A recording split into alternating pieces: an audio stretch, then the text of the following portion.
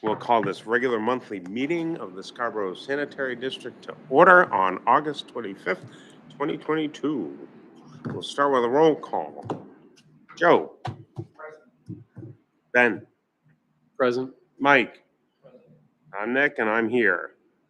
All right, approval of the monthly meeting minutes from last month. I'll entertain a motion. Motion to approve. Second. Thank you, Joe. All in favor? None opposed. All right, good. I hope there are no corrections. Too late. Superintendent's report. Okay, a copy of the monthly report of operations for the month of July is included in your packet. Our average effluent flow for the month was 1.25 million gallons per day. Our effluent quality was well within our permitted limits. We averaged 97% BOD removal and 99% TSS removal for the month, with an average concentration of 9 and 3 respectively. Copy of the pump station flows for the month of July is included in your packet. No issues of concern were noted. Grondon has begun work on the Gorham Road force main in preparation for the replacement of the force main. To date, they have cut trees, cut the trench, and they've actually now got installed in at least a couple hundred feet of force main pipe. And at the same time, they're also staging some pipe along the road as they're moving along. Once again, Ken passed all of the quality assurance tests for the analytes that we monitor in the lab, including BOD, pH, total residual chlorine, fecal coliform, settable solids, and total suspended solids. BLD Services grouted the service tap at 78 Maple Avenue on August 3rd. This project is adjacent to the service tap that will be dug and replaced at 80 Maple Ave. There was a minor groundwater leak coming into that service. Nick Rico and I will be part of a roundtable discussion concerning LD 1911 and the impact on plant operations at the upcoming Familiar Conference. In relation to that, I actually had a long conversation with one of the impacted farmers up in Unity. He called and just wanted to have a discussion. It was a very, it was actually almost 2 hours. It was a very nice conversation. And he and I both learned a lot about our situations, both of our situations. And just a reminder for those running, nomination papers are now available. Any questions for the superintendent?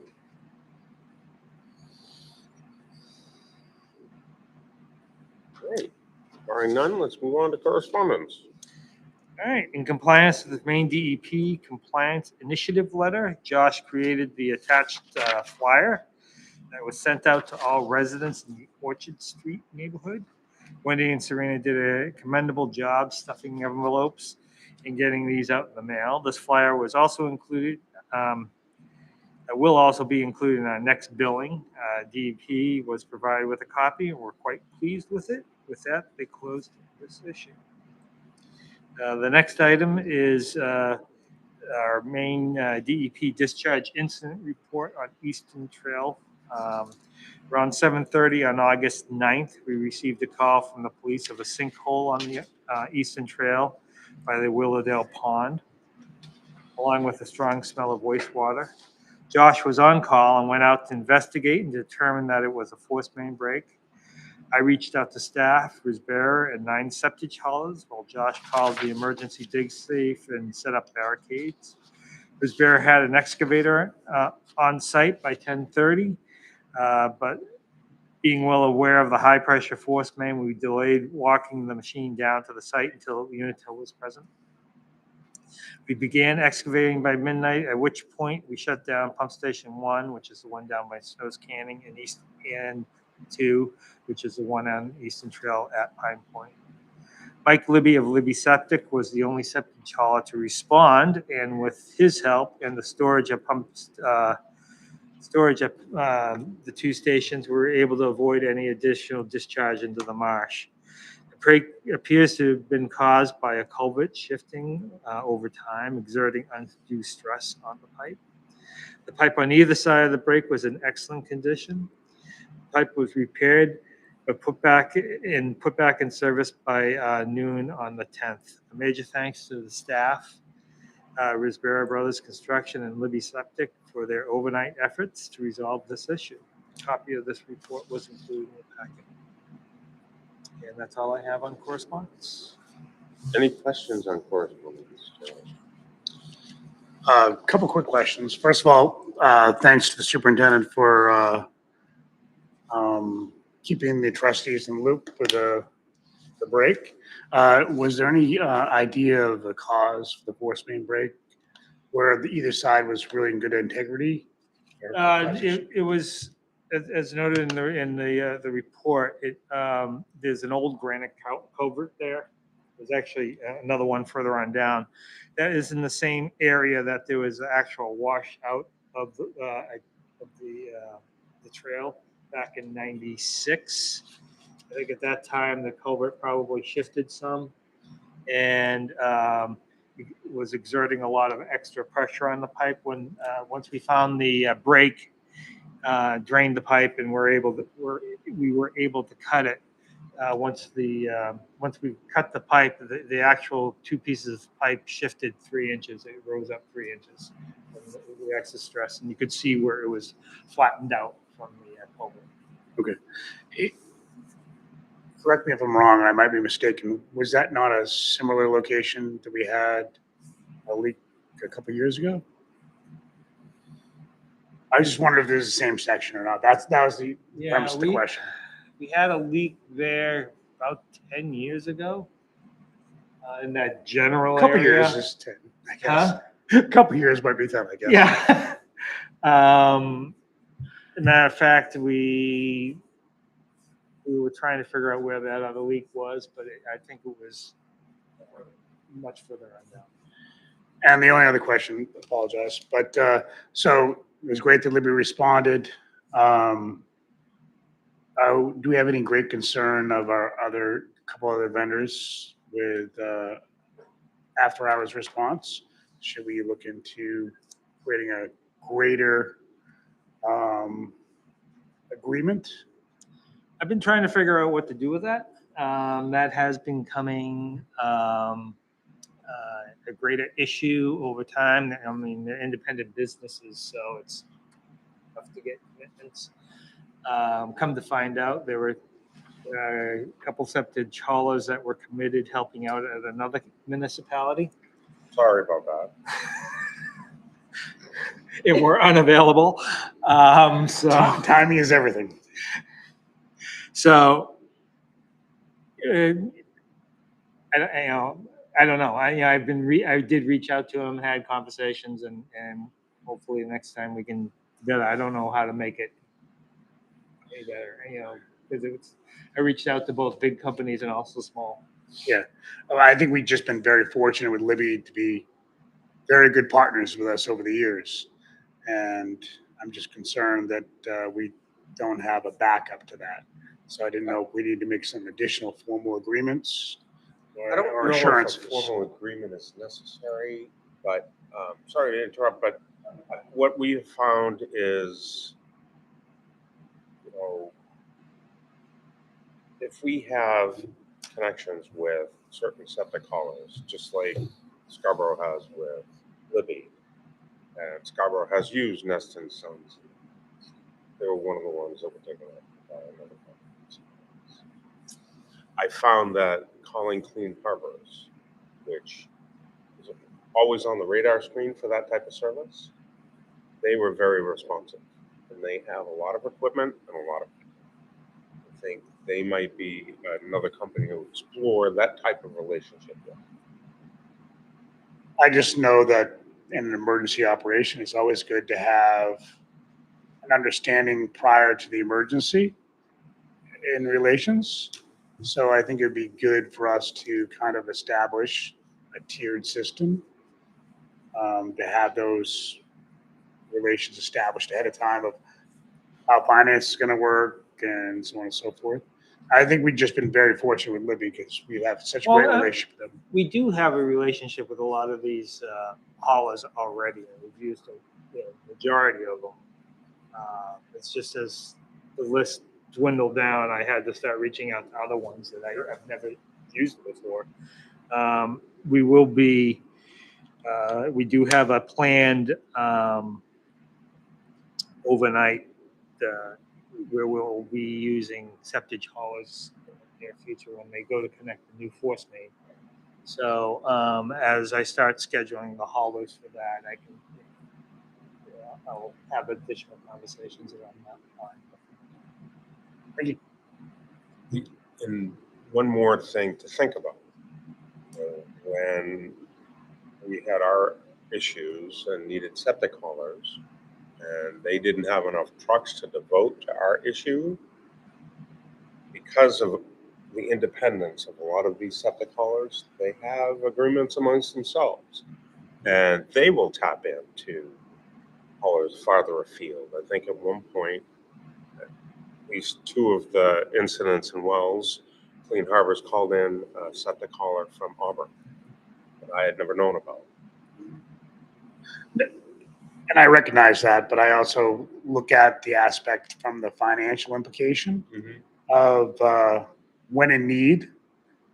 We want to make sure we have a relationship established and maybe a rate established so that it's not something that we're really up against it and they're like, you really need us, how much are you willing to pay, right?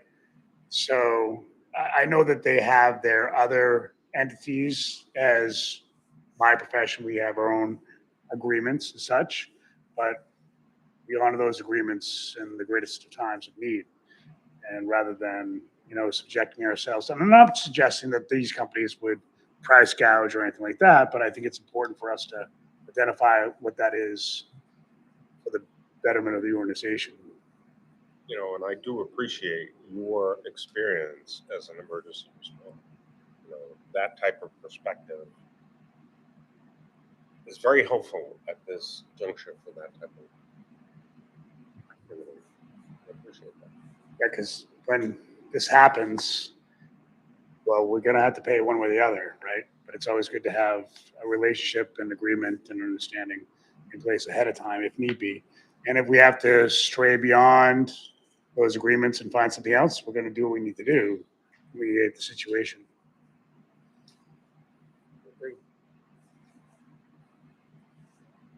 Any more thoughts?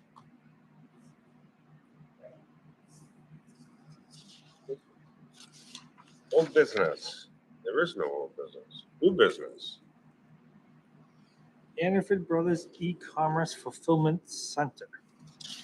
On behalf of Hannaford Brothers Company LLC, Goral Palmer, who is present here tonight, requested district approval for a 41,500 square foot facility for the primary purpose of storing and facilitating order fulfillment for grocery delivery.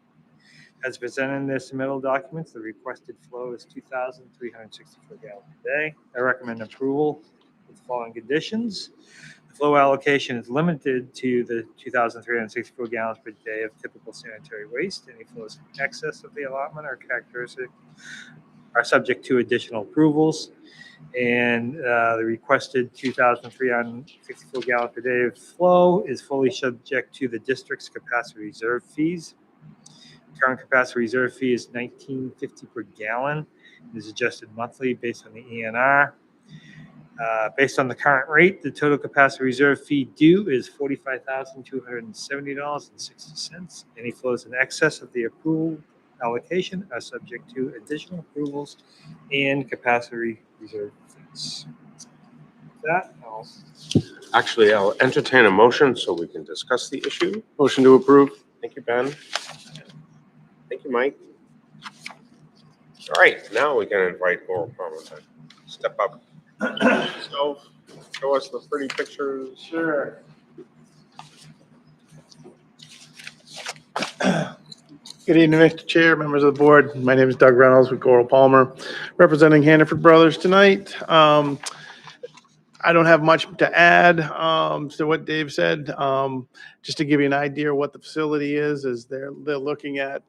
It's basically you know what DoorDash and the other ones did during the pandemic. Basically, it's a facility where it's a grocery store. They have pickers. They load little vans. Little vans deliver them to people's houses.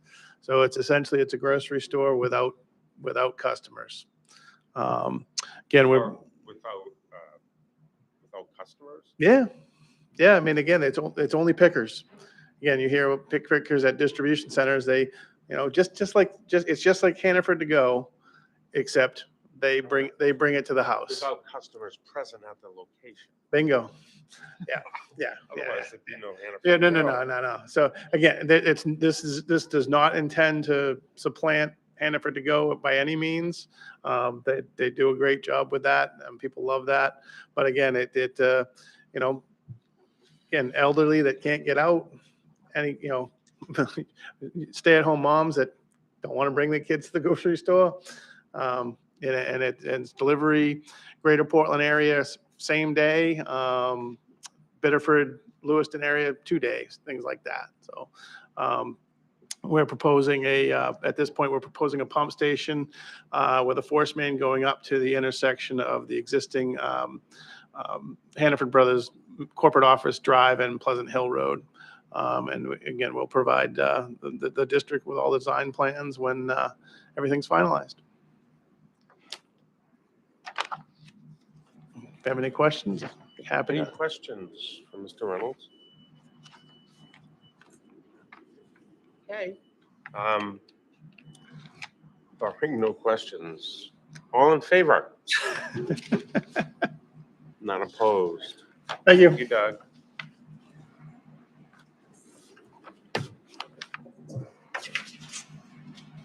Public comments. Oh, I'm sorry. Did I miss one? Budget summary.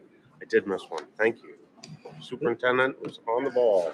Let's see, Doug. The 7-month budget summary is included in your packet. I recommend approval. Motion to approve. Thank you, Joe. Second. Thank you, Ben. Any questions, comments? All in favor? None opposed. Now I can move on to public comments. Any public comments? I don't see any public comments coming up. Trustee comments. We'll start with Ben on the other side. Really appreciate the response, the overnight response that you guys had. Seems like it was very impressive and efficient getting that taken care of. I also really like the wipes flyer. Thinking maybe we should get some T-shirts made up. And just generally appreciative of the staff doing a great job keeping everything working well. Thank you. We could put that on the side of Carl's van. That's an idea. I like that. Mike. Just to add to what Ben was saying, I do like the 8.5 by 11 regarding the wipes. Thank you for that. Has there been any response to this? This has gone out, right? Mm-hmm. Has there been any response? No. No, I haven't heard anything. Yep. No. Okay. And also, great job to the staff, with their response to take care of the force main breakage. Thank you. Joe. Also, echoing my trustees' comments, thank you for the education again with the wipes flyer. It seems like this is something that we're going to continually have to do. I think after the last campaign, your education did alleviate that for a little time. So maybe this reminder will be just as beneficial. Something tells me we're going to have to keep on doing this education here on out. And hopefully we can try to figure out something that's even more effective. But the education is definitely important. So thank you. It was a good flyer. I guess I would just say, could we get that maybe posted up on our site and such, to include that education. I had happened to look just to see if it was there tonight before I came in. Otherwise than that, thanks to the crews and the overnight work for that force main break, and again, the communication, keep the trustees in the loop. For once, you guys had an overnight operation that wasn't torrential rain or in the freezing cold and such. Though you had the humidity, you still had an element, but the work's not unnoticed, and it's appreciated. And again, swift action and good communication and the best mitigation possible. So thanks to the crews for their ongoing efforts and for with that, and appreciate everything that's going on. Cool. All right. I'll echo my fellow trustee comments. Kudos to Josh and Wendy on designing and sending the flyer. Kudos to Josh and the rest of the crew for responding to that force main break. And a big thanks to Risbera Brothers and Libby Septic for helping us and doing actually the hard work of repairing and bypassing the stations. I truly appreciate it. And with that, I will entertain the final motion of the evening. Motion to adjourn. Thank you, Ben. Second. Thank you, Mike. All in favor? None opposed. We're done. Thank you.